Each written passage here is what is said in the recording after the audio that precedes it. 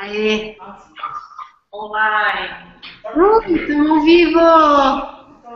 Direto da Polônia! Uau!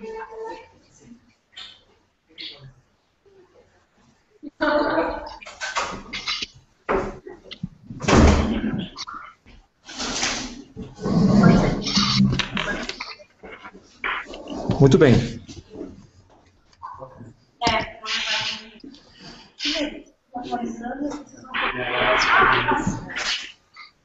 Gente, a câmera... Estão me ouvindo? Estamos, e a gente já está ao vivo, Pedro. A câmera de vocês está congelada para mim aqui. A gente pôs ao vivo. A gente já está ao vivo. Se quiser, já podemos começar o aviso pessoal que a gente já está no ar. Beleza, temos uns 2 minutos. Tem alguém lá? Vocês conseguem acompanhar? Conseguem ver aí? No YouTube? Eu vou ver aqui no YouTube. É legal falar que quem quiser depois fazer perguntas é só postar no Facebook a pergunta. Perdão, no YouTube.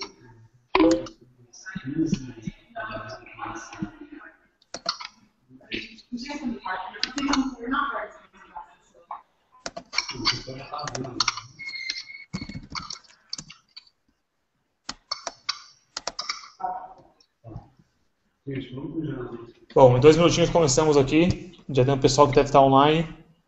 Já estamos ao vivo, mas vamos esperar até dar o horário. Acreditar que a gente está online. Ai, que estresse. Uma batalha. Não, só para falar, né, gente? Em nosso primeiro dia, apesar de várias tentativas, a gente teve um problema no YouTube, a gente lutou muito para tentar conseguir, mas não foi. Então, para as 4 pessoas que estão assistindo a gente, eu quero pedir desculpa também, que a gente fez o possível. Espero que hoje, na verdade, a gente vai ser muito melhor, porque a gente tem muito mais informação para passar para todos. Quem for assistir hoje até vai ter dado. Segunda-feira era só o começo da primeira semana, que é a semana da segunda semana, que a gente pega fogo nas. E hoje já é quinta e o negócio já pegou fogo.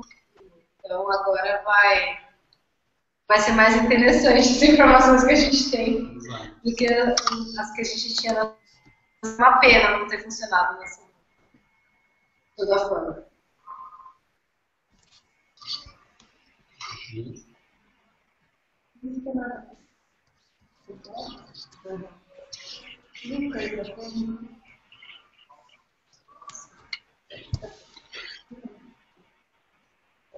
Bom, mais uma vez repetindo aqui, só para quem já tá online, a gente vai esperar só mais 1, 2 minutinhos. Acabou de dar o horário para o pessoal que ainda está chegando. E começamos em poucos minutos com o nosso bate-papo aqui sobre a COP19, que está super polêmica, né? Que hoje deu uma super reviravolta.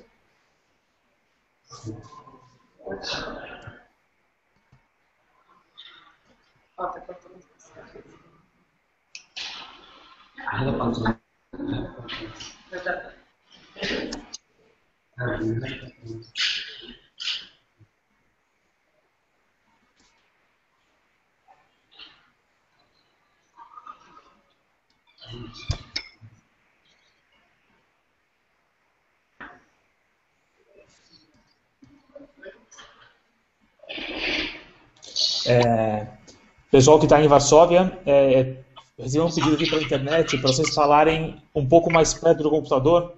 Se puder chegar um pouquinho mais perto, porque o som está um pouco de eco de vocês. Sobe a tela. Aí. Isso, se puder chegar um pouquinho mais perto do som, só para ter um pouco menos de eco. Tem um pessoal que já está comentando que está com um pouco de eco. Aí, tá bom? Agora melhorou?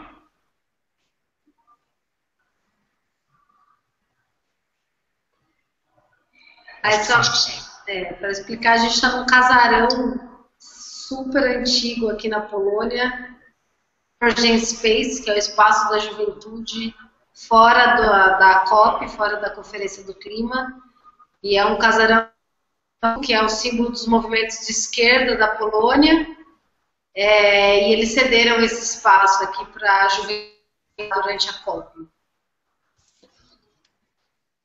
Bom, comentando mais uma vez aqui para o pessoal que está chegando, a gente está esperando só mais 1 minutinho Já vamos começar aqui nosso bate-papo, só para os últimos, pessoal que está entrando online, só mais um minutinho, e já começamos o nosso bate-papo. Também, e ressaltando que o Convergent Center, né, que é o lugar que nós estamos agora, é o centro da aglomeração toda que teve das pessoas que fizeram a saída do clima hoje. Então, hoje a gente teve uma reunião aqui, várias pessoas da sociedade civil que saíram da conferência do clima. Então, esse lugar tem sido muito importante nessas negociações. Bom, acho que a gente pode começar, né, gente? Vamos lá? Vamos começar, então. Bom, então boa noite para o pessoal que está aí online já com a gente. Na próxima 1h30 a gente vai bater um super papo aqui sobre como estão as negociações do clima na ONU, né? Exatamente nessa semana e na semana passada estão acontecendo na Polônia a 19ª rodada de negociações da ONU sobre mudanças climáticas. E nós estamos aqui com 3 pessoas que estão de lá, que estão acompanhando as negociações e que vão dar um panorama geral do que está acontecendo, quais são os resultados que são esperados ainda, quais são as tensões. Hoje foi um dia muito tenso lá na Polônia. Eu vou começar pedindo para vocês se apresentarem, por favor. Bom, meu nome é André Naur. Meu nome é Raquel. Acho legal falar de qual organização, como se preparar aí. Tá bom, atualmente eu trabalho no WWF Brasil, mas estou aqui também como membro do Clímax, essa organização que a gente está puxando toda essa discussão de como trabalhar maneiras diferentes e mais alegres também, alternativas para a população em geral, desse tema que é tão complicado e complexo para todo mundo. Legal. Meu nome é Raquel, eu sou do Engajamundo. A ideia do Engajamundo é justamente aumentar a participação da juventude brasileira nas conferências da ONU. E essa é a nossa primeira conferência, o Engajamundo tem uns meses de existência. E a gente está tentando influenciar de alguma forma o que está acontecendo aqui. Eu também represento o Clímax Brasil. E esse hangout para a gente é muito especial para poder estar com a juventude brasileira e com a sociedade civil brasileira o que está acontecendo aqui em Varsóvia. E eu sou a Evelyn, eu sou educomunicadora da Viração, e eu estou aqui junto com o Engajamundo, formando a Delegação Jovem do Brasil na COP19, na Polônia, e também tenho muito orgulho de fazer parte do Clímax Brasil. Legal, maravilha, eu sou o Pedro, mais um membro do Clímax Brasil também. E no momento eu estou trabalhando com a Oxfam com relação a mudanças climáticas e outros assuntos. E, bom, vamos começar o nosso papo então. Os 3 estão aí direto da Polônia. Acho que antes da gente entrar mais profundamente em como está essa rodada de negociação, para situar mais o pessoal que não acompanha isso de perto, seria legal, vou pedir para o André dar uma introduzida para a gente, André, se puder, sobre, muito brevemente, qual é o desafio climático, né, qual é o problema climático, e como é que funcionam essas negociações? O que é uma COP, né? O que é uma negociação do clima da ONU? Você pode dar uma introduzida geral, por favor? Claro, Pedro. Bom, acho que o contexto das COPs a gente tem que relembrar que não é um contexto tão recente. Né?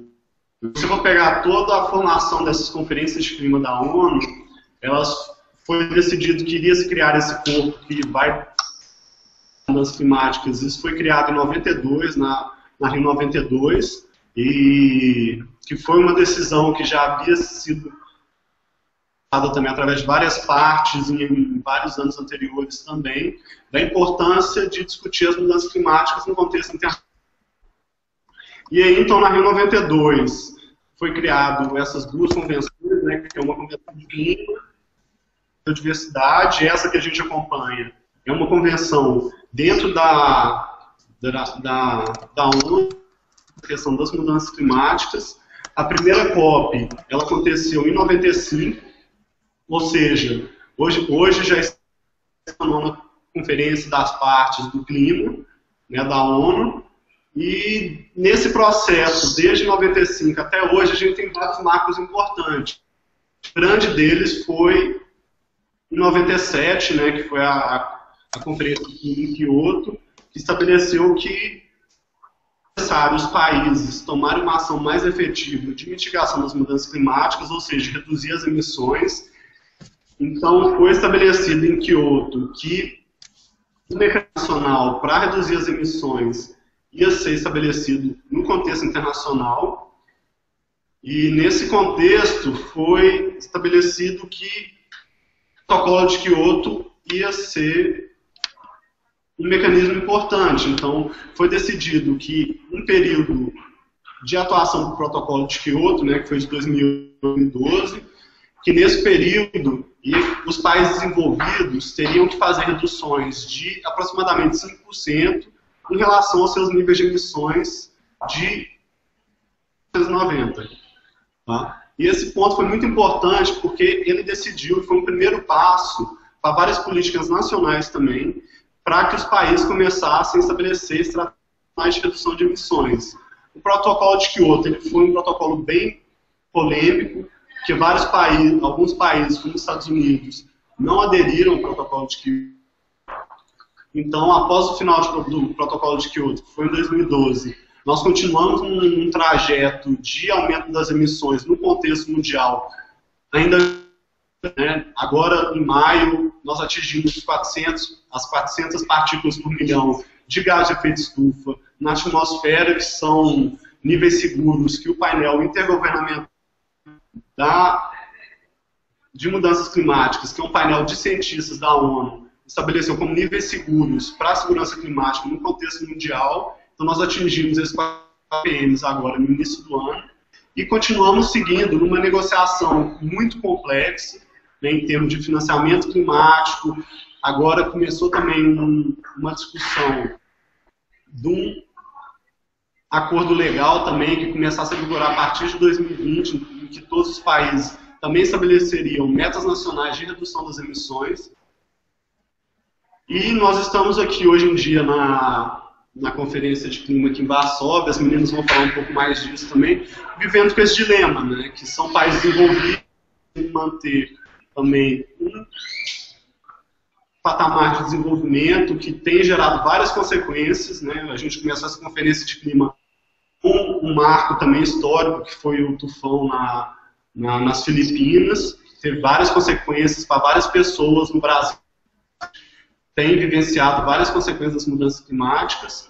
Então a gente começa essa COP num contexto muito complexo, dado uma urgência dos países no mundo todo tomarem atitudes mais efetivas e mais proativas de emissões, né, no contexto geral. Perfeito. Legal, André. Obrigado. Então, dando uma resumida geral do que o André falou, uma super introduzida ótima para a gente no papo. Basicamente, a gente tem um desafio que é um dos maiores desafios da história da humanidade, que é a questão das mudanças climáticas, que resulta de emissões de carbono geradas pelo ser humano com o uso de combustíveis fósseis, principalmente. Isso inclui gasolina, enfim, outros diversos combustíveis fósseis que a gente usa no dia a dia. E já existe um acordo internacional, que é bem famoso, que é o Protocolo de Kyoto, que não é suficiente, e estamos aí buscando desenvolver acordos mais concretos e mais profundos, mas também existe uma disputa aí de interesses entre países que não querem se comprometer, e essa disputa vem travando as negociações. Agora eu vou passar a palavra para a Raquel. Eu achei legal, Raquel, ainda no contexto da introdução do assunto, falar exatamente onde é que a COP19, que é essa que vocês estão agora na Polônia, se insere, né? Que a COP19 ela vem de uma conferência que foi a COP15, 4 anos atrás, que foi bem importante, e ela caminha rumo a COP21, que é daqui a 2 anos, que vai ser bem importante também. Se a Raquel puder dar uma comentada um pouco melhor nesse contexto, e um pouquinho só, antes da Raquel falar, só para falar com o pessoal.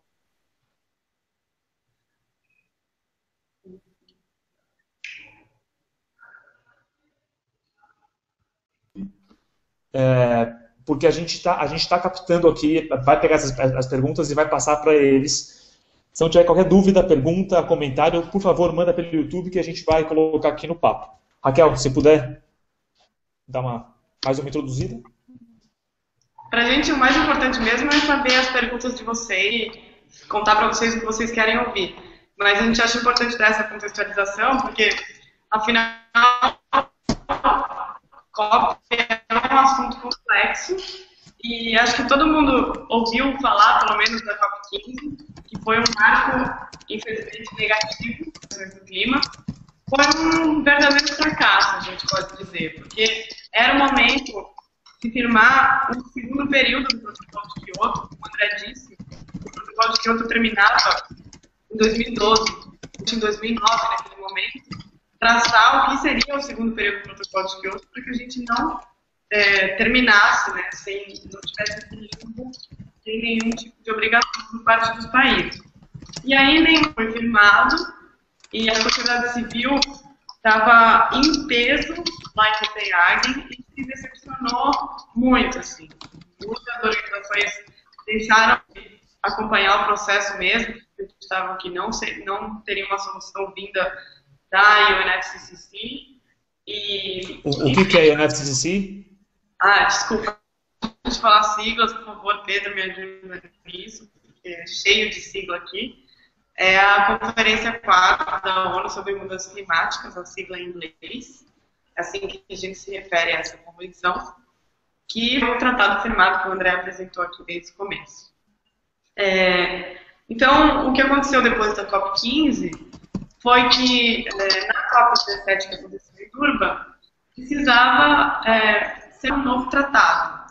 Então, o que a gente chama de plataforma Durban, que surgiu a partir da COP17, foi em 2011, trata de dois assuntos em paralelo. São as ações a longo prazo, que é o Tratado de 2020, que o André acabou de citar, que a gente acredita que seja importante que os países assumam compromissos, todos eles, incluir os países em desenvolvimento, que não estavam incluídos no primeiro período do Protocolo de Kyoto, e também o que eles chamam de acordo a curto prazo, porque a gente tem um tratado que vai ser assinado em 2015, a gente espera isso, né? E para entrar em vigor só em 2020, e a gente está em 2013, então de 2012, que foi quando acabou o Protocolo de Kyoto, até 2020, a gente está nesse limbo, que não tem nenhum tipo de compromisso obrigatório dos países, e esse acordo a curto prazo, dentro da plataforma Durban, tem o objetivo de pensar, tá bom, então, em 2020, o que vai acontecer? Quais são os compromissos que cada país vai assumir? Um importante agora, que foi anunciado há pouco tempo na Assembleia Geral, é que no ano que vem, o Ban Ki-moon, que é o secretário da ONU, anunciou em setembro uma conferência para discutir especificamente as mudanças climáticas. Então, nesse encontro que o Ban Ki-moon está chamando, que é em setembro do ano que vem, os países possam, talvez, apresentar as possíveis metas de redução que eles têm, para que em 2015, em Paris, a gente consiga chegar realmente a um acordo que seja um compromisso obrigatório por parte de todos os países. Então, o contexto que a gente está é justamente esse limbo.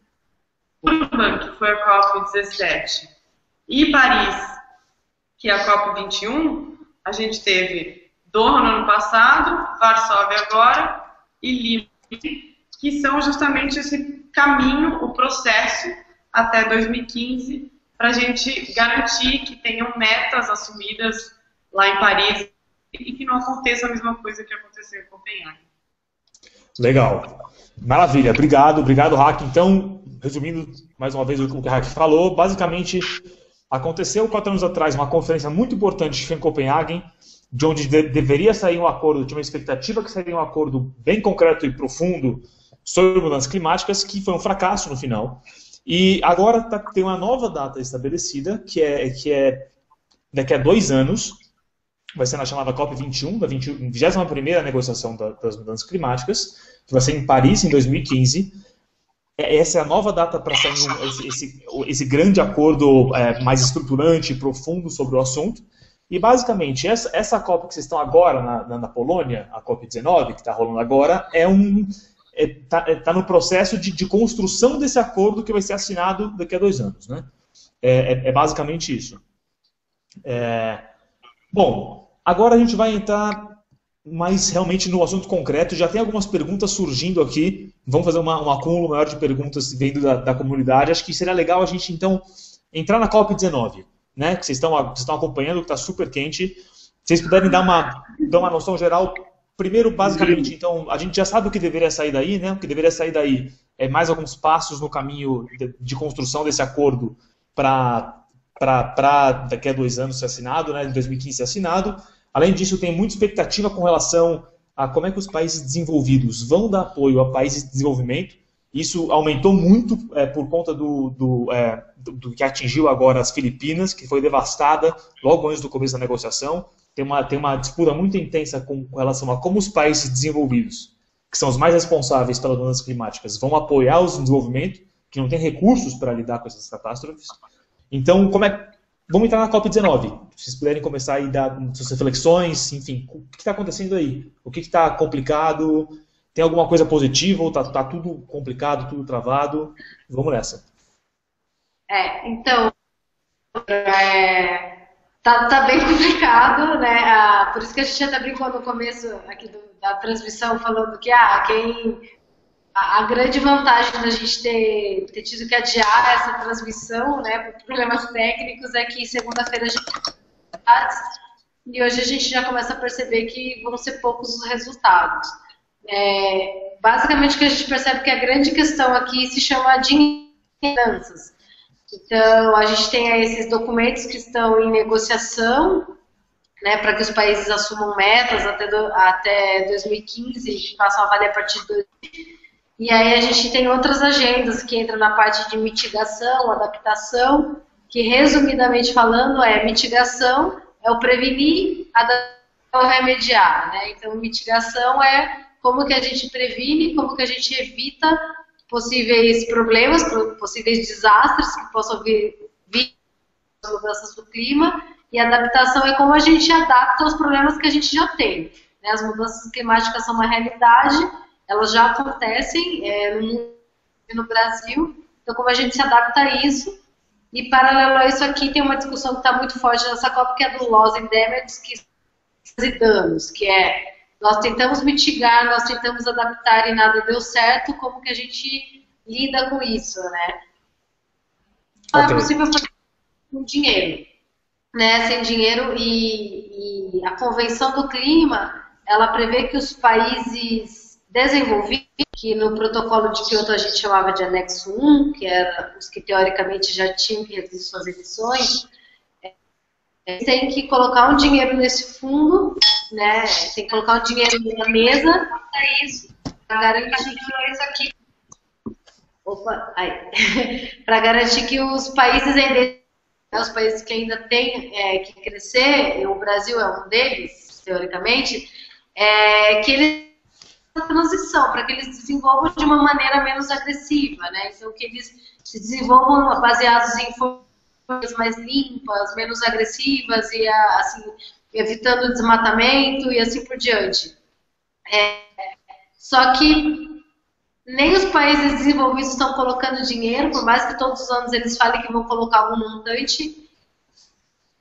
O Fundo Climático Verde, que é o principal fundo dentro aí dessas negociações, ele está vazio, ele não tem nenhum centavo. Países em desenvolvimento, então não houve quanto de dinheiro eu vou ter, eu também não vou assumir nada. Então fica esse jogo, enquanto você não me fala quanto eu tenho de dinheiro, eu não faço nada. E aí do outro lado, os países eu só vou falar quando eu vou pôr de dinheiro, quando você me contar quais são as suas metas, que compromissos vocês, países em desenvolvimento, vão assumir.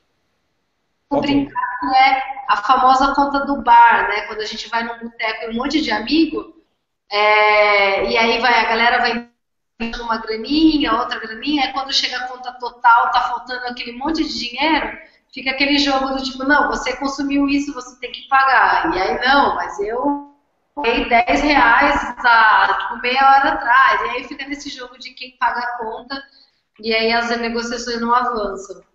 Legal. Então, basicamente, a gente tem aí 4 caminhos de negociação, né? Que é a questão da mitigação, que é como você vai reduzir as emissões, a questão da adaptação, que é como você vai lidar com os impactos que já estão acontecendo, A questão das perdas e danos, que já teve impacto, já perdi coisas, enfim, já tive perdas e danos, quem é que vai me ajudar a me recuperar?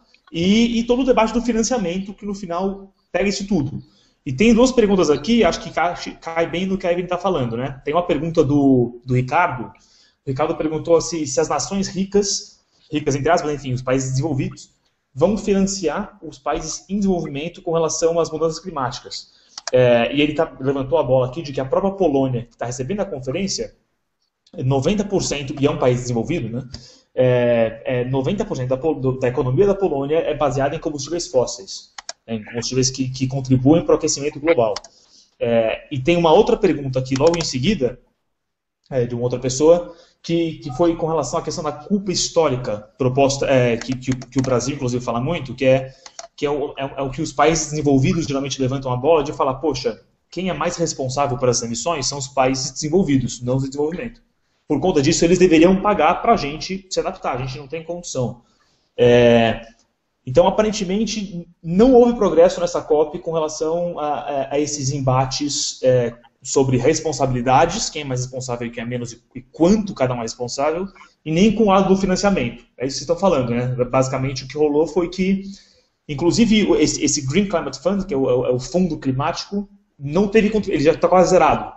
Basicamente, o impasse continua igual. Então, pode. Eu acho que um ponto importante também, Pedro, para a gente levantar aqui, é que, por exemplo, o compromisso para a questão do financiamento climático, ele já existe. Né? Foi feito em 2009 para realizar investimentos para tentar atingir até 2020 um montante de 100 bilhões por ano. Uhum. Qual ponto esse financiamento climático, esse compromisso, ele foi feito. Um ponto que a gente levanta e tem aqui é como esse financiamento, quando vai ser feito também. Então, assim, o compromisso ele foi feito e agora ele precisa ser concretizado. Okay. Então, quando a questão de financiamento, a gente precisa concretizar, porque como a gente estava discutindo, tem vários pontos, como a questão de adaptação e mitigação, que a gente já precisa de ações nacionais muito efetivas para você começar a tomar uma ação para gerar resultados mais positivos no contexto nacional. A gente teve o tufão nas Filipinas, sabe? No Brasil a gente já sente os resultados da consequência das mudanças climáticas, sabe? Relatórios. Um relatório do IPCC que saiu agora em setembro, que foi um relatório que O que é o IPCC? Desculpa. Explica o pessoal. O IPCC é um painel intergovernamental de mudanças climáticas, que é um painel de cientistas do mundo todo que fazem estudos para fazer essa análise das consequências das mudanças climáticas no contexto mundial. Esse estudo ele ressaltou que tem uma probabilidade muito alta, na verdade, tem uma certeza muito alta que todas as consequências das mudanças climáticas que a gente está sentindo hoje em dia são resultados de atividades da sociedade, do homem para o mundo. E isso é um consenso já, né? Isso já existe aí uma certeza quase absoluta disso, né? Exatamente. No contexto nacional, em setembro agora também, teve o lançamento do relatório do Painel Brasileiro de Mudanças Climáticas, que é um painel de cientistas também, do INPE, né, do Instituto Nacional de Pesquisas Espaciais e de outros setores acadêmicos, que eles relatam os impactos das mudanças climáticas no Brasil. Sabe? A gente tem várias modelagens climáticas que ressaltam que quando você tem a questão de savanização e de seca no Nordeste, né, no semiárido, tem probabilidade muito de acontecer eventos extremos de chuva e outras questões no Sudoeste, que é onde a gente tem praticamente a maior parte da colonização no Brasil. E você tem outras áreas também que vem sofrendo. Você teve, por exemplo, no Brasil, uns anos atrás, o evento do Catarina, né, que é mais um evento que a gente vê. E no final de semana, há 2 semanas atrás, a gente via temperatura no Rio de Janeiro, por exemplo, de 43 graus no termômetro, sem contar a sensação térmica dessas pessoas. Então a gente tem um contexto que a gente sente as mudanças climáticas, ação mais efetiva também do governo. Posso voltar só um pouquinho na parte de financiamento, que alguém perguntou, que basicamente é isso, né, que os países desenvolvidos teriam que pôr dinheiro num fundo para financiar as ações de desenvolvimento. Mas nessa COP, o que tem sido uma certa novidade é que os países desenvolvidos, eles estão propondo que sejam as empresas, né, a iniciativa privada que coloque dinheiro no fundo. Porque, teoricamente, é a iniciativa privada que é a grande emissora, né? A indústria emissora de CO2, caso o efeito estufa, enfim, que desencadeia todo esse efeito das mudanças do clima. Então, foi uma proposta, é uma nítida tentativa dos países desenvolvidos de tirar o deles da reta, né? Assim, de não dar dinheiro e falar que são as empresas. E, de certa forma, claro que as empresas têm uma responsabilidade, mas uma responsabilidade porque elas estão em países que sempre permitiram elas poluir, né? E é só para que você saiba, o governo é contra essa proposta, eles até entendem que, de certa forma, alguma parte desse dinheiro poderia vir da iniciativa privada, mas que, predominantemente, a gente está falando de um serviço, de uma solução pública, e, por isso, esse dinheiro, teoricamente, ele teria que ser público. Sim, e sobre as perguntas que fizeram, né, que foi da Polônia, históricas, a Polônia realmente tem sido uma grande polêmica aqui. A gente soube que a Polônia foi o único país aqui da Europa que quis sediar essa COP, porque a última COP aqui da Europa na Polônia também. Então, justamente por isso é que a COP está sendo sediada aqui. O problema do carvão aqui é enorme, realmente. E é até porque enquanto estava rolando a COP, a gente teve um evento paralelo bem grande aqui, que eles chamaram de Coal Summit, a carvão, que tinham várias empresas participando, inclusive a Cristiana Figueres, que é a secretária executiva da Convenção da ONU sobre Mudança Climática. Esse evento foi uma discussão enorme, rolou um monte de protestos sobre isso. A gente realmente acha bem contraditório a Polônia ser o host.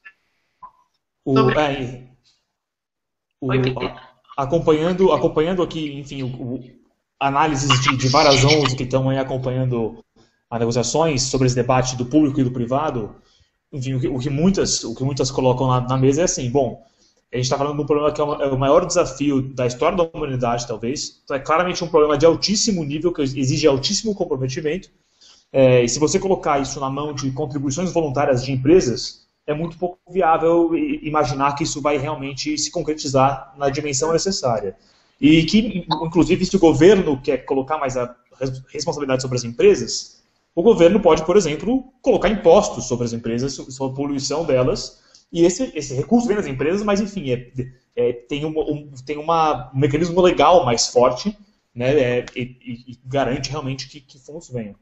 Uma pergunta que eu queria fazer para vocês é com relação a... Tem cada vez um debate surgindo mais aí, que sempre houve essa divisão países desenvolvidos e países em desenvolvimento. Mas onde é que se encaixam aí nesse caminho Brasil, China, Índia, esses países emergentes? Existe aí um debate cada vez maior que, na verdade, temos 3 blocos agora, né? A gente tem os desenvolvidos, os emergentes e os em desenvolvimento. E na verdade, isso cria uma complexidade maior, porque esses emergentes, ao mesmo tempo que eles já emitem muito mais do que os menos desenvolvidos, eles também se colocam na posição em desenvolvimento para não assumir muitos compromissos, né? Enfim, como é que rolou essa dinâmica aí? Como é que países como o Brasil em especial, porque somos brasileiros, né? Mas o Brasil, a Índia, a China, esses países emergentes, o México, por exemplo, né? A Rússia, como é que está a posição deles? Acho que seria legal fazer um comentário, se tiverem uma análise aí sobre isso. Bom, eu queria começar contando da proposta do Brasil sobre as responsabilidades históricas, mas na análise. Mas o que o Brasil trouxe para cá foi uma proposta de que o IPCC montasse uma metodologia para que fossem posições históricas de cada um dos países. Então, isso é mais ou menos fazer um panorama histórico e não só contando que realmente os emergentes são grandes responsáveis, mas contar ao longo de todos os anos, desde 1850, quais são os países que são responsáveis pelo montante de gás carbônico que a gente tem na atmosfera hoje. Então, essa é a proposta que o Brasil, justamente focando nesse sentido de diferenciar quem são os grandes emissores hoje e quem são os grandes historicamente. Eu acho que outro importante contexto também, Pedro, nessa base que você está falando de blocos de negociação, aqui na conferência você pega esses países que você mencionou, tem um grupo muito forte que é o G77 China, né? Que o Brasil ele negocia através desse bloco. Que é o bloco de países em desenvolvimento, né? Que hoje são 130 países, 193 países negociando, o G77 e China são 133 países, então é quase todos os países, predominantemente, que é os que se consideram países em desenvolvimento, né? Então é um grande, ao mesmo tempo que uma posição do G77 pode ser forte na negociação, para o G77 chegar numa é muito demorada, é muito difícil. Então, paralelo às negociações, a gente tem, às vezes, os encontros do G77 para eles chegarem nos acordos entre eles, e é muito difícil. Então, isso acaba demandando um certo tempo. E é justamente o que você falou. Os países emergentes, Brasil, Índia, China, eles estão dentro do G77 e eles são grandes emissores e estão junto com as pequenas ilhas, com os países africanos, com os menos desenvolvidos do mundo, e estão negociando em conjunto. E ontem eu fui na coletiva de imprensa do BASIC, né, que é esse bloco que é Brasil, África do Sul, Índia e China, que é o bloco, na verdade, de desenvolvimento que tem crescido mais rápido, digamos assim. Então eles chamaram esse bloco porque eles sabem que eles têm uma influência maior aí nas negociações que mais crescem no mundo. E aí, basicamente, eles se suportam muito, né, nas emissões históricas, e que, de certa forma, faz sentido, porque hoje esses 4 países estão entre os maiores emissores do mundo. A China hoje é o maior emissor do mundo, o Brasil está entre os 5 maiores emissores do mundo, só que isso são décadas para cá, né? Se a gente for olhar o histórico, porque quando a gente fala de mudanças do clima, a gente fala do CO2, né, das emissões que estão na atmosfera há muito tempo, né? Quando eu emito, não é eu emito e ele vai embora, eu emito e ele fica por muitas décadas ali na atmosfera, e é isso que causa todo esse efeito do aquecimento global, enfim, das mudanças do clima. Então, e aí entra essa teoria históricas, né? Não importa que hoje esses países sejam os maiores emissores, tem outros grandes emissores, que são os países desenvolvidos, como Estados Unidos, Austrália, Japão, enfim, que eles têm uma participação histórica maior, ainda que hoje eles não sejam os maiores emissores. E aí que entra essa briga no discurso dos países como Brasil, Índia, África do Sul e China, de que enquanto eles não tiverem um número, um cálculo de quem são os principais responsáveis, fica difícil assumir metas. E fora isso, eles alegam que eles precisam de dinheiro. Enfim, se não tiver dinheiro... Bom, só rapidamente aqui para o pessoal que chegou um pouco atrasado, a gente está recebendo perguntas e comentários pelo YouTube, então você só escrever ali embaixo no campo de comentários suas perguntas, que a gente está trazendo as perguntas para a conversa. Seria ótimo ter mais contribuições, já tem várias chegando aqui. Uma pergunta mais concretamente... desculpa, você quer falar sobre... Ainda sobre as responsabilidades históricas, outro questionamento que tem tido por parte da sociedade civil aqui é sobre o conceito de equidade, que o Brasil está trazendo essa proposta dentro dessa discussão sobre equidade, e um dos princípios é as responsabilidades, mas ele é apenas um deles. Equidade também é sobre adaptação, sobre desenvolvimento, sobre cidades, e o Brasil não está colocando isso como uma coisa conjunta. Então, talvez uma proposta adequada, ou melhor, complementada com o que o Brasil está trazendo, seria também incluir esses outros princípios do Brasil e não só focar na questão das responsabilidades. Uhum. Uma pergunta agora, focando mais no Brasil mesmo, e depois mais geral, mas vamos lá. Além dessa proposta do Brasil, né, de fazer uma mensuração mais detalhada das emissões históricas que o Brasil colocou na mesa e gerou polêmica, como é que o Brasil está em geral nessa COP? O Brasil é um ator que ajuda a ter propostas mais concretas, ele é um ator que está travando, ele em algumas arenas ajuda, em algumas trava. Como é que está o papel do Brasil e a questão que agora voltou a crescer o desmatamento no Brasil, nesse último ano, por conta da mudança do Código Florestal? Como é que isso foi recebido aí na COP? Que voltou a crescer o desmatamento, você volta a crescer a emissão. No Brasil, uma grande causa da emissão de gás carbônico, de aquecimento global, é o desmatamento. Como é que isso foi recebido na COP? Como é que está a posição do Brasil concretamente? Essa é uma pergunta e a gente pode emendar numa segunda logo depois, que é assim, quem são os países que estão ajudando a progredir e quem são os países que estão segurando? Né? Quem são os blockers e quem está puxando o trem para frente? Se puder fazer umas análises e comentários sobre isso. Tá, eu vou entrar no desmatamento também para a gente embasar, porque eu acho assim, o posicionamento do Brasil aqui, o Brasil chegou aqui com várias propostas bem positivas, sabe? Uma delas é a questão das consultas nacionais, né? Porque, como a Raquel colocou, uma das negociações que estão sendo feitas aqui é principalmente de como vai ser esse acordo global após 2020. E o Brasil, para o acordo global, seriam necessárias consultas nacionais para você ter uma meta nacional de cada país. Tá? Então, isso foi uma análise de fatores que é uma contribuição muito relevante. E o Brasil tem trazido contribuições relevantes para o processo. Tanto nesse contexto de consultas nacionais, a proposta também que a Raquel colocou do cálculo com base da contribuição desses países para o aumento da temperatura é muito importante também, mas teve uma polêmica sobre específico que vale a pena a gente entrar. O Brasil realmente ele teve um aumento, né, do desmatamento dos níveis do ano passado para cá, né, segundo estudos e também segundo dados do governo, foi quase 28%, né, mas aí são valores que temos, que é o segundo. Se você pegar todo o histórico de desmatamento no país, esse ano ainda, mesmo com esse aumento de 28%, é o segundo ano mais baixos. Tá? Que isso é um ponto importante a ser colocado também, mas assim, isso não também isenta todo o contexto nacional que a gente está vivendo, do contexto de um governo investindo muito e aumentando cada vez mais investimentos em energias fósseis, né? Você tem os investimentos que a gente está tendo em leilões relacionados com pré-sal, eu acho que esse é um ponto bem importante, e também toda a discussão que está sendo feita nessas últimas semanas para a exploração de gás de xisto no país.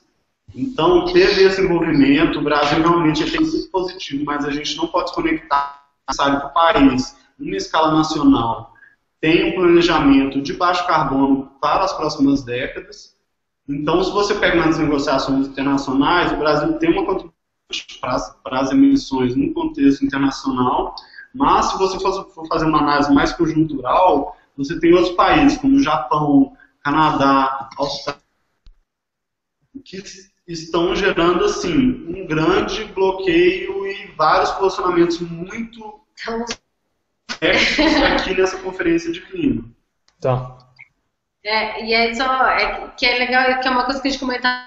Uma coisa é o Brasil no cenário internacional, outra coisa é o Brasil no cenário nacional. Internacionalmente falando, a gente chega numa conferência como essa, no mundo inteiro, o Brasil manda muito bem, assim, ele é muito bem visto, ele traz propostas realmente coerentes, propostas, né, a própria proposta das emissões históricas, das consultas, né, são propostas muito interessantes. Então, o Brasil aqui internacional, ele sai muito bem na foto e a gente tem que concordar que sai de verdade, só que aí quando a gente volta para casa, a gente vê que uma parte, assim, é um mundo à parte que o Brasil propõe no cenário das negociações do clima, quando a gente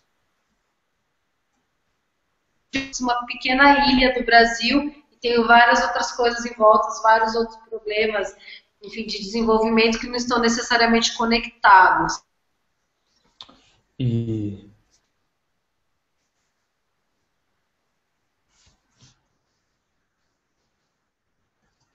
um segundo, acho que eu perdi vocês aqui.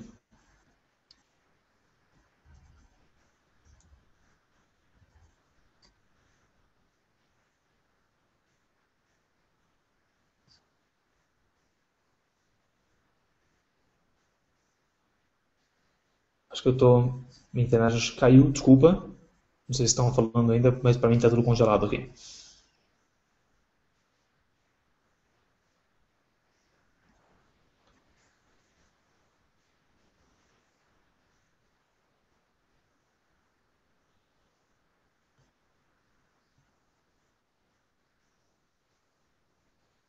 Bom, pessoal, não sei se fui eu que congelei ou se é o pessoal que está lá na Polônia, mas a minha tela congelou aqui. Um segundo, a gente está tentando resolver.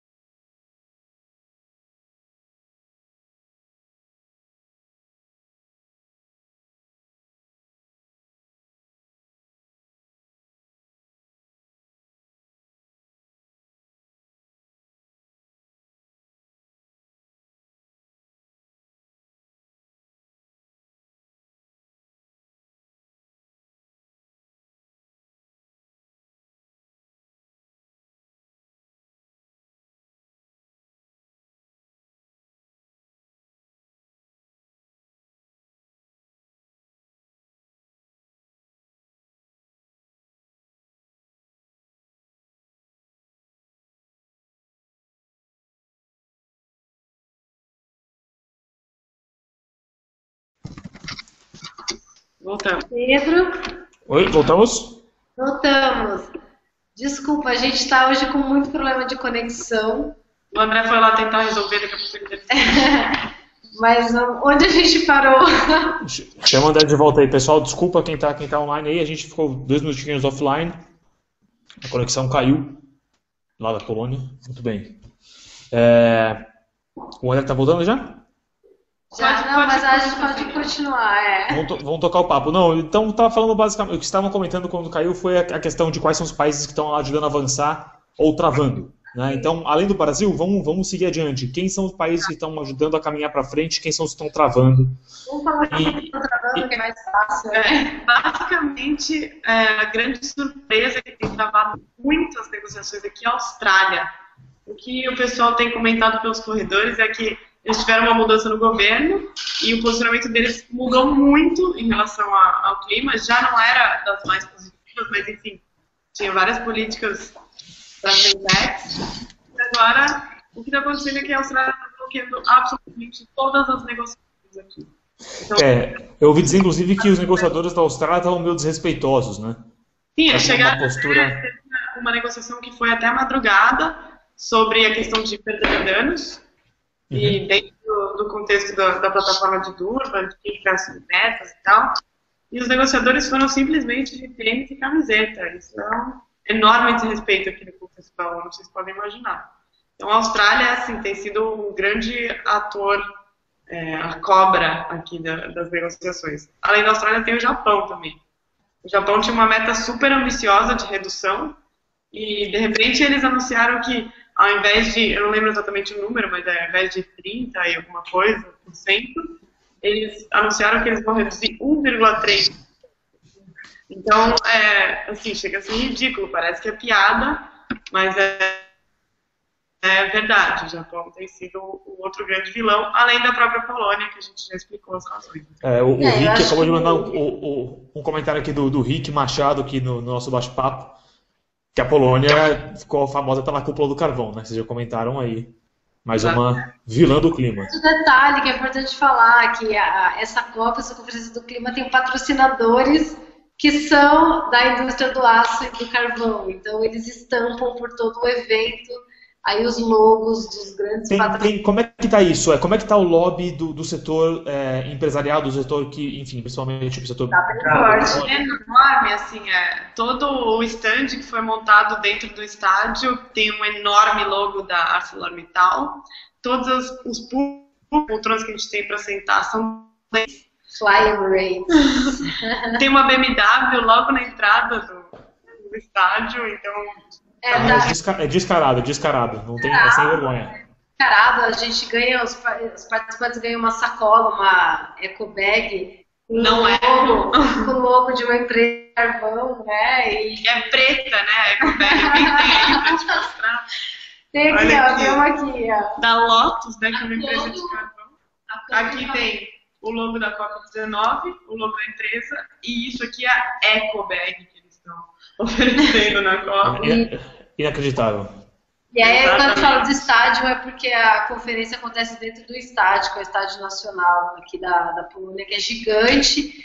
Tudo parece que é uma grande estratégia de prejudicar as negociações, porque o espaço não é muito privilegiado, a gente fica dando voltas perdidos para achar os lugares, é muito complicado você ficar num lugar que você anda em círculos, né, o tempo todo, a alimentação é péssima, não tem comida, assim, é muito caro, é caro e ruim, né, até que tem o pessoal falando isso é uma falta de respeito com a gente que vem de culturas de comer bem, né. Comer bem, sim.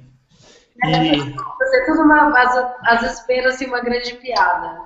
A gente entendo... Desculpa, André, pode falar.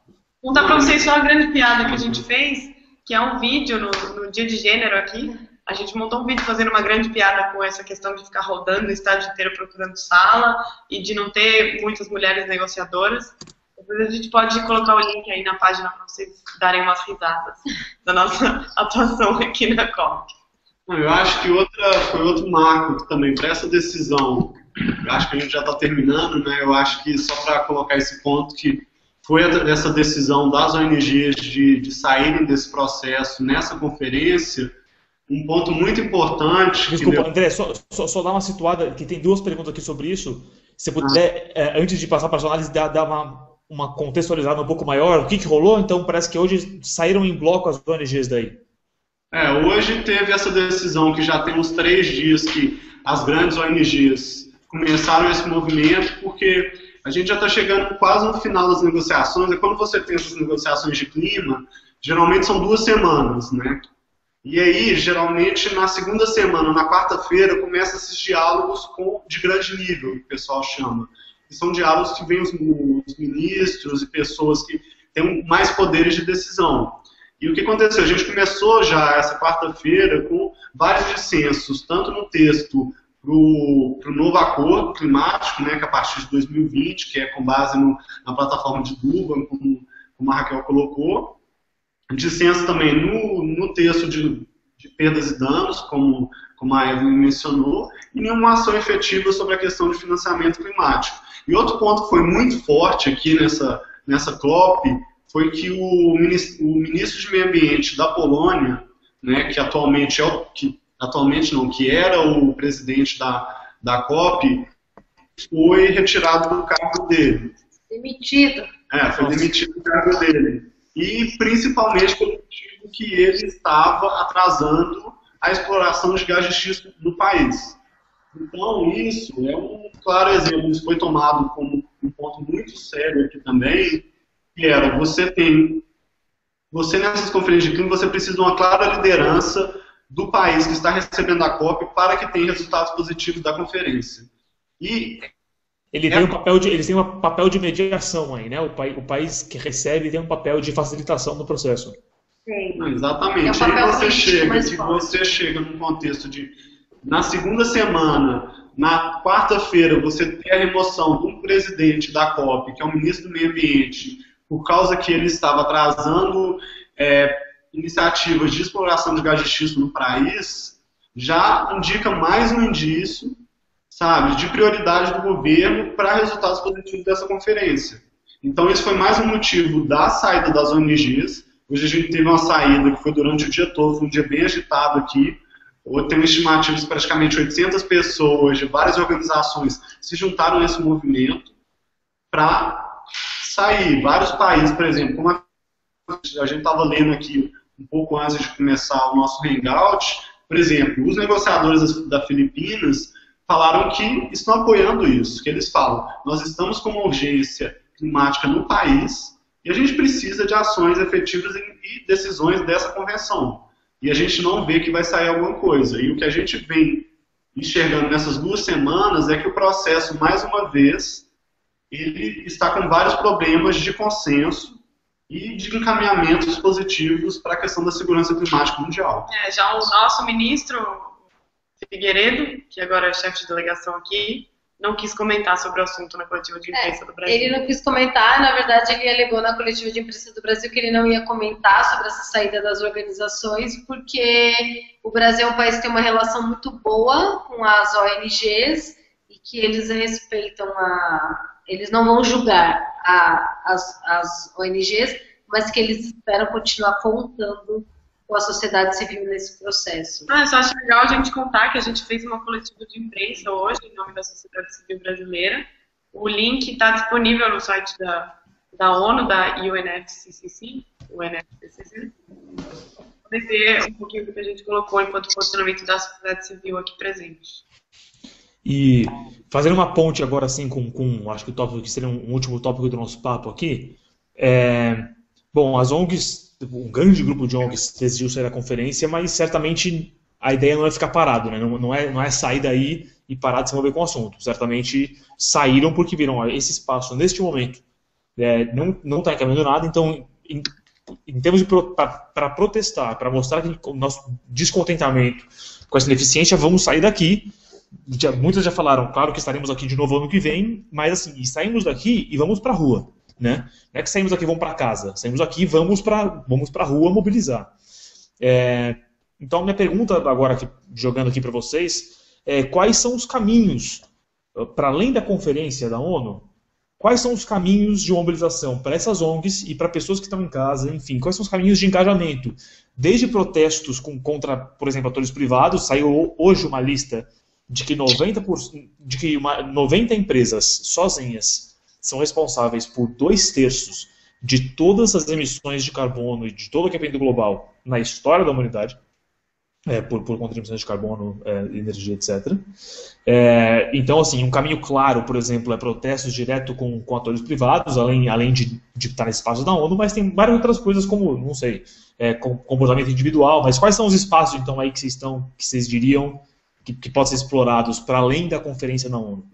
Eu acho que o primeiro espaço é esse aqui que a gente está, né? A gente no primeiro momento a gente tinha planejado fazer essa transmissão direto lá da conferência, mas como a gente aderiu aí à saída coletiva da conferência, a gente aqui no que eles chamam de Convergence Space, espaço de convergência, que é um espaço de convergência da sociedade civil durante a COP. Esse ano é legal falar que essa COP foi uma COP que negou muito a participação da sociedade civil, foi a COP que deu menos credenciais para a sociedade civil, as ONGs, enfim, tiveram muito problema de conseguir credenciais para participar dessa COP, e aí isso foi uma iniciativa de alguns ativistas, de algumas organizações juvenis aqui da Polônia, de conseguir esse espaço, que é um casarão lindo, no centrão assim, de Varsóvia.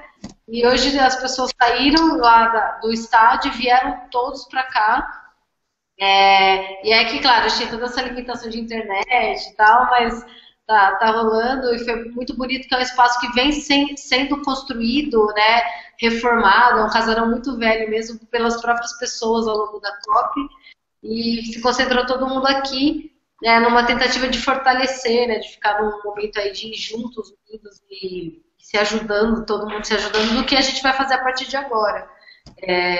Mas eu acho que vocês podem também falar um pouco. Eu acho que assim, um ponto importante também, Pedro, que você colocou, é encaminhamentos a partir daqui, o que essa conferência de clima também impacta na nossa vida, no contexto individual de cada pessoa, né? Eu acho que quando a gente discute mudanças climáticas, tem um contexto que todas essas negociações aqui, elas teoricamente são governantes, são lideranças de governos de países que estão aqui representando os nossos interesses, né? Então, por exemplo, a delegação brasileira está aqui representando os interesses da população brasileira para tentar promover um ponto que seja a representação e é o que a gente quer, sabe? Então, o ponto é, quando a gente discute mudanças climáticas, sabe, a questão de emissões, tudo que está sendo causado e todos os impactos no meio ambiente é uma consequência da nossa atividade para o mundo. Então, assim, a gente pode vir aqui cobrar das negociações dos políticos que eles façam alguma coisa mais efetiva, mas a gente tem que ver também que a mudança tem que vir de nós, sabe? Que todas as nossas atividades, elas criam várias demandas de commodities e de emissões, de várias outras coisas. Então, essa contribuição, além de ter a contribuição e a responsabilidade da política e das negociações internacionais, essa responsabilidade é nossa também. E que a gente, no nosso dia a dia, a gente tem que tomar atitudes mais responsáveis também, sabe? Tanto em questão de consumo responsável, de mobilidade urbana e vários outros pontos, para tentar reduzir a nossa pegada e o nosso impacto sobre o meio ambiente. Então, através dessas nossas atitudes, a gente tem que dar o exemplo e tentar replicar isso para que no contexto, tanto nacional quanto internacional, a gente tenha um exemplo e um objetivo comum de lutar por isso. Porque esse dissenso de países lutando por interesses econômicos, que a gente, nessa discussão, a gente não vai chegar em ponto nenhum. Isso a gente por exemplo, em vários outros lugares. Pegando duas pautas no Brasil, por exemplo, acho que você fala assim, duas questões muito fortes no Brasil, a questão de desmatamento e a questão de energias renováveis, né, que tem muito potencial no Brasil. São dois assuntos que estão uma pauta supernacional, que tem vários canais que quem quiser se envolver consegue se envolver, que tem um impacto direto aí com umas questões de mudanças climáticas, né? Com certeza. Uhum. E basta se envolver, né? Como você disse, os caminhos já estão abertos. Tem desde o comportamento individual até seu envolvimento com demandas mais, enfim, políticas públicas, que por aí vai. Exatamente, desde você mudar o seu consumo, a forma como mobilidade urbana, que o André falou, até você tentar botar uma pressão no governo mesmo de cumprir com seus compromissos e mostrar resultados em forma de política pública também. Então, extremamente importante. E quem quiser participar mais, só entrar em contato com o Clímax BR. É o Clímax Brasil, né? Porque a gente está aí para ajudar as pessoas a se envolverem de um jeito mais interessante e divertido. Tem uma perguntinha aqui, acabou de chegar uma última, acho que a gente pode fechar com essa pergunta, né? O Emanuel mandou uma pergunta se a gente vai ficar nesse gap até 2020. Então, o que está acontecendo? A gente está caminhando aí para essa COP desse ano, 19, né? não gerar muito resultado concreto. A expectativa é que em 2015 tenha uma grande conferência que vai gerar um grande acordo, que deve começar a valer em 2020 só. E a pergunta do Emanuel é essa, né? Então a gente vai ficar com esse buraco aí até 2020, mesmo aconteceu uma prorrogação do protocolo de Kyoto, né? Mas essa prorrogação do protocolo de Kyoto, que cobre até 2020, está frágil. Então acho que a resposta, Emanuel, para a sua pergunta é que na esfera multilateral, né, nessa esfera da ONU, no momento, na perspectiva não é das melhores, realmente. Acho que é isso, né, pessoal? Vocês estão por aí. Infelizmente, né? O Brasil, ele trouxe uma das propostas que o Brasil trouxe para essa COP, é o que eles chamam do Early Action, que é exatamente isso, esse gap entre 2015 e 2020, para que já se comece a ter uma ação agora, só que isso está engavetado, né? Porque os caras não conseguem avançar no que já estava ser discutido, então isso está bem engavetado, mas basicamente é isso, existe A gente espera que em Lima, no ano que vem, a gente possa discutir. É bom falar isso, que uma sensação que a gente tem é que parece que a gente pula dessa COP na Polônia para Paris em 2015. Só que ano que vem a gente tem a COP20 no Peru, em Lima, que é um país que tem feito várias reuniões, inclusive com a gente, com a sociedade civil, numa perspectiva de que seja uma conferência com uma participação social maior e aí numa tentativa de uma incidência maior. Isso é uma enorme oportunidade para a gente, né? O Peru está aqui em casa, na América Latina, então tá aí uma chance para a gente tentar botar uma pressão para sair alguma coisa da COP do ano que vem. Inclusive hoje, na ação de hoje, a hashtag era Volveremos. Em espanhol, para dizer Volveremos. Volta em Lima, no Peru, em espanhol. Muito bem, galera. Eu acho que é isso aí. É isso? Já é meia-noite aqui, a gente já está bem cansado. Muito obrigado, então. Um dia intenso, vai ser muito gostoso. Só para dar agradecimento aí. Acho que é importante também a gente ver que nós todos temos o papel de também pressionar esses processos, tanto na escala internacional quanto na escala nacional. A gente não discutiu aqui hoje todas as discussões de mudanças climáticas que a gente tem no contexto brasileiro de desenvolvimento de políticas e de planos de mitigação e adaptação às mudanças climáticas. Eu acho que isso a população brasileira tem que se engajar mais, é um processo muito importante, repercute na vida de todas as pessoas. Então a gente tem que estar mais perto, acompanhando isso, tentando influenciar para que se garanta que o nosso futuro seja de segurança climática e que a gente tenha um bem-estar, né, para o futuro, para não ter que ficar ligando ar-condicionado e essas outras coisas que a gente sabe que é bem complicado. Calefação. Obrigada, bem, gente. Pessoal, obrigado quem está participando, valeu. O Clímax promove conversas que nem essa todo mês, cada uma com um tema diferente. Então fiquem ligados aí, facebook.com/climaxbr para acompanhar tudo. Super obrigado a vocês três que tiveram esse papo com a gente. Obrigado a todo mundo que assistiu aí. E vamos que vamos. Vamos nessa que muito a fazer, né? Vamos aí, falou. Até a volta. Valeu, abraço. Tchau, tchau.